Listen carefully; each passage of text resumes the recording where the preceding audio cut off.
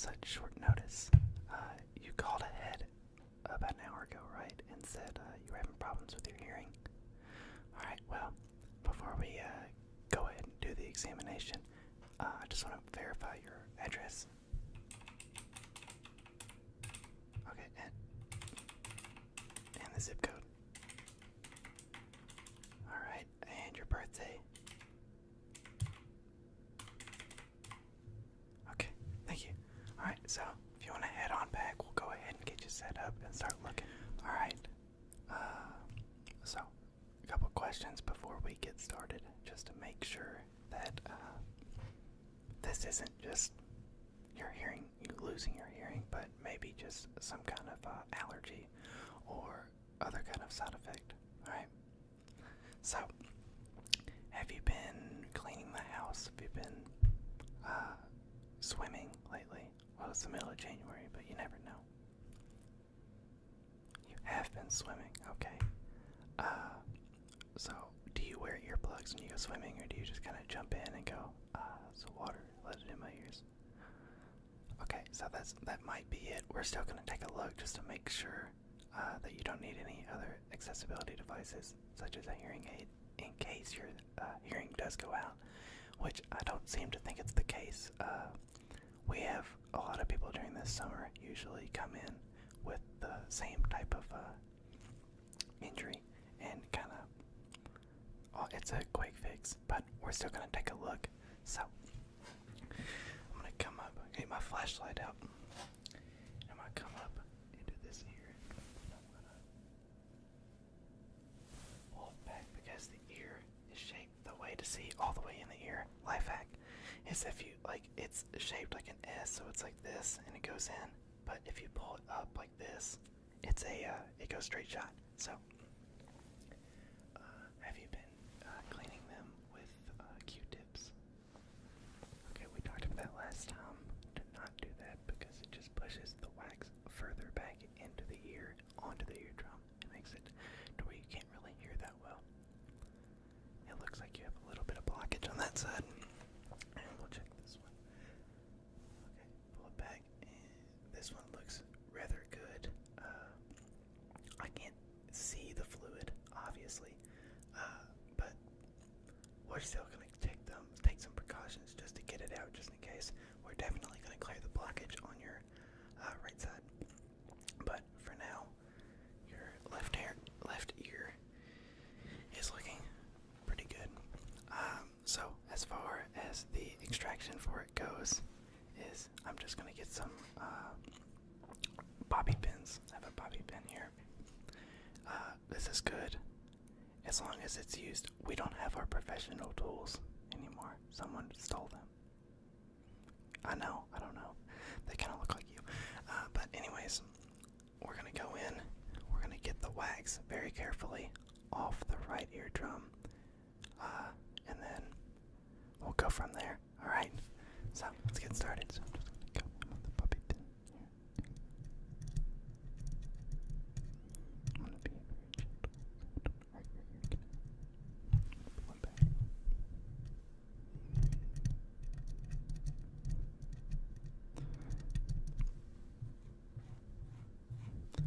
Clear the wax out. Let it build up in here. It sounds very metallic. Yeah.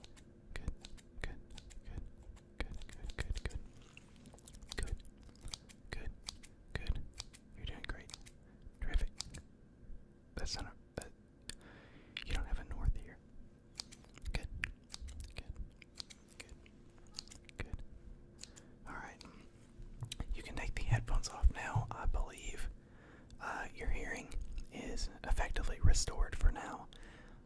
And we'll go get this checked up for a checkup, as well as I'll give you some tips for cleaning your ears. Alright.